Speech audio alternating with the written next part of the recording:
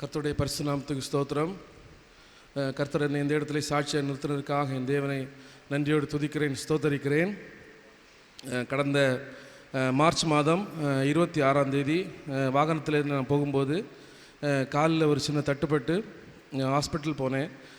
போகும்போது டாக்டர் பார்த்துட்டு சொன்னாங்க, கால் ஃப்ராக்சர் ஆகிருக்கு, சர்ஜரி பண்ணணும் அப்படின்னு சொன்னாங்க. அப்போ உடனே அதுலேருந்து பாஸ்டரை கூப்பிட்டு ஃபோன் பண்ணி சொன்னேன். பாஸ்டர் வந்து ஹாஸ்பிட்டல் உடனே வந்தாங்க. வந்து பார்த்துட்டு அப்போ டாக்டர் பேசினாங்க, பாடி வெயிட்டாக நல்ல உடம்பு நல்ல வெயிட்டாக இருக்கிறதுனால அந்த சர்ஜரி பண்ணணும், பண்ணாமல் முடியாது அப்படின்னு சொன்னாங்க. அப்போது சரின்னு சொல்லிவிட்டு சர்ஜரி பண்ணுங்க அப்படின்னு சொல்லி டாக்டர்கிட்ட சொன்னோம். சரி, அன்றைக்கி உடனே நைட்டே வந்து சர்ஜரிக்கு வந்து அவங்க ரெடி ஆனாங்க. அப்போ எனக்கு அது வரைக்கும் ஒன்றும் தெரியல, ரொம்ப கஷ்டமாக இல்லை, ரொம்ப அந்த பெயின் கில்லர் போட்டிருந்ததுனால அந்த வலி தெரியலை.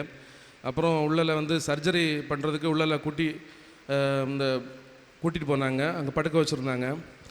அப்போ வந்து எனக்கு ஒரு வசனம், எனக்கு சின்ன வயசில் நான் வந்து சண்டே கிளாஸ் படிக்கும்போது எனக்கு சொல்லிக் கொடுத்தது சங்கீதம் 50வது அதிகாரம் அதனுடைய 15வது வசனம். ஆபத்து காலத்திலே என்னை நோக்கி கூப்பிடு, நான் உன்னை விடுவிப்பேன், நீ என்னை மகிமைப்படுத்துவாய். இந்த வசனம் எனக்கு ஞாபகம் வந்துகிட்டே இருந்துச்சு. நான் அந்த இடத்துல அந்த சர்ஜரி பண்ணிகிட்டே இருந்தாங்க, எனக்கு எல்லாமே ஞாபகம் இருக்குது. நான் இந்த வசனத்தை மாத்திரம் நான் வந்து திரும்ப திரும்ப என் மனசுக்குள்ளால நான் சொல்லிகிட்டே இருந்தேன். ஆபத்து காலத்திலே என்னை நோக்கி கூப்பிட்டு, நான் உன்னை விடுவிப்பேன், நீ என்னை மகிமைப்படுத்துவாய் அப்படின்னு சொல்லி இந்த வசனத்தை மாத்திரம் திரும்ப சொல்லிகிட்டே இருந்தேன். கர்த்தர் அந்த பெரிய ஆபத்திலிருந்து கர்த்தர் என்னை விடுவித்தார். அதற்காக கர்த்தருக்கு ஸ்தோத்திரத்தை செலுத்துகிறேன். சர்ஜரி முடிஞ்சு அடுத்த நாள் ஹாஸ்பிட்டலில் ரூமில் படுக்க வச்சுருந்தாங்க. ரூமில் வந்து பார்த்து அப்போ தான் டாக்டர் ஃபஸ்ட்டாக வந்து என்னை பார்க்குறாங்க. பார்த்துட்டு என்னட்ட சொன்னாங்க, உங்களுக்கு 2 மாதம் 2லேருந்து 3 மாதம் கால் ஊனவே கூடாது, பெட்டில் தான் இருக்கணும்னு சொன்னாங்க. எனக்கு அது வரைக்கும் தெரியாது, இவ்வளவு நாள் நான் பெட் ரெஸ்ட் எடுக்கணுங்கிறது எனக்கு தெரியாது. ஆனால் டாக்டர் சொன்ன உடனே இருதயம் ரொம்ப வலியாக இருந்துச்சு. 3 மாதம் நடக்க முடியாத ஐசப்பா அப்படின்னு சொல்லிட்டு ரொம்ப வேதனையோடு இருந்தேன். அப்போது அந்த நாட்கள் வந்து ரொம்ப கஷ்டப்பட்டேன். கர்த்தர் ஆனால் ஒவ்வொரு இதுலேயும் கர்த்தர் என்னோடு கூட இருந்தார்.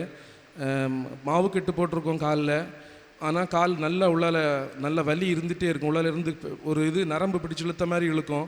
அப்பவும் நான் இந்த வசனத்தை தான் சொல்லுவேன், ஆபத்து காலத்திலே என்னை நோக்கி கூப்பிடு, நான் உன்னை விடுவிப்பேன், நீ என்னை மகிமைப்படுத்துவாய் அப்படின்னு. அந்த வசனத்தை திரும்ப திரும்ப திரும்ப என் இருதயத்தில் சொல்லிகிட்டே இருப்பேன். ஆனால் அந்த வலிகள் எல்லாம் எனக்கு அந்த காலில் இருந்து மாறி போச்சுது. என்ன நெருக்கம் வருந்த டைமில் நான் அந்த வசனத்தை தான் சொன்னேன்.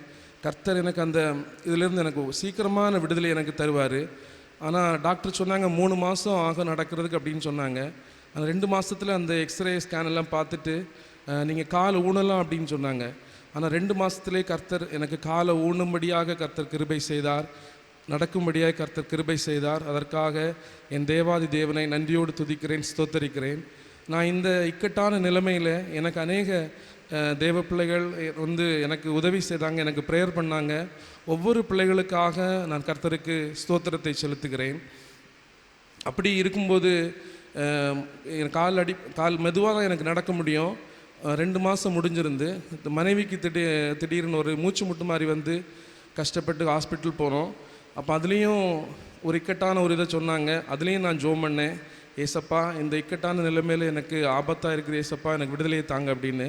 அந்த இதுலேருந்தும் கர்த்தர் பரிபூர்ணமான சுகத்தை அவளுக்கு கொடுத்து எந்த ஆபத்துக்கும் ஒப்பு கொடுக்காதபடி பாதுகாத்தார். அதற்காக கர்த்தரை நன்றியோடு துதிக்கிறேன். அதுக்கப்புறம் மகனுக்கு திடீர்னு ஒரு வயிறு வலி மாதிரி வந்து சாப்பிட முடியாமல் இருந்தான். 2-3 நாள் சாப்பிட்றதுக்கு கொஞ்சம் சாப்பிட்ட உடனே அவனால் சாப்பிட முடியாது. அதுக்கு மேலே அப்பவும் எனக்கு முன்னாடி அவனுக்கு நடந்தது ஞாபகம் வந்துச்சு. சின்ன வயசில் அவனுக்கு இந்த மாதிரி சாப்பிட முடியாமல் இருக்கும். நாங்கள் மெடிக்கல் காலேஜ் வரைக்கும் அவனை கூட்டிகிட்டு போனோம். ஆனால் எந்த ஒரு பிரச்சனையும் இல்லைன்னு சொன்னாங்க. அதுதான் எனக்கு ஞாபகம் வந்துச்சு. மறுபடியும் நான் ஏசப்பாட்ட ஜோம் பண்ணேன், ப்ரேயர் ஆயில் கொடுத்தோம். கர்த்தர் அதுலேருந்தும் ஒரு 2-3 நாளையில் மறுபடியும் அவன் எல்லாவற்றையும் சாப்பிடவும் நல்ல சரீர சுகபலத்தோடு அவனுக்கு கர்த்தர் விடுதலையை கொடுத்தார். அதற்காக என் கர்த்தருக்கு கோடானி கோடி ஸ்தோத்திரங்களை செலுத்துகிறேன். அதுக்கப்புறம் என்னுடைய மகளுக்கு இதே மாதிரி வயிறு வலி வந்துச்சு. அவளும் இந்த மாதிரி கஷ்டமாக இருந்துச்சுன்னு சொன்னால் அப்போது நான் ஜோம் பண்ணேன், ப்ரேயர் ஆயில் கொடுத்தோம். ஏசப்பா நல்ல அற்புதமான சுகத்தை அவளுக்கும் கொடுத்தார். அதற்காக என் தேவனை நன்றியோடு துதிக்கிறேன், ஸ்தோத்தரிக்கிறேன். மீண்டுமாக எனக்கு வந்து ஒரு 7-8 மாதம் இருக்கும்னு நினைக்கிறேன். கழுத்தில் வந்து ஒரு கட்டி மாதிரி ஒன்று வந்துச்சு. நான் ஆரம்பத்தில் அது சின்னதாக இருந்துச்சு. அது நாள் போக போக அது பெருசாகி வந்துகிட்டே இருந்துச்சு. அப்போது என் மனைவி தான் வந்து அதில் ப்ரேயர் ஆயில் மட்டும் அதில் போடுவாங்க. போடும்போது சொல்லுவாள், இது பெருசாகிட்டே இருக்கேன்னு சொல்லுவாள். நான் ஒன்றும் இல்லை, ப்ரேயர் ஆயில் போடுவோம், சரியாயிரும், ப்ரேயர் ஆயில் போடுங்க அப்படின்னு தான் இருந்தேன். அப்படி ப்ரேயர் ஆயில் போட்டுட்டே இருந்தோம். ஒரு 7-8 மாதம் இருக்கும். அந்த கட்டி மாறல, பெருசாகவே இருந்துகிட்டே இருந்துச்சு.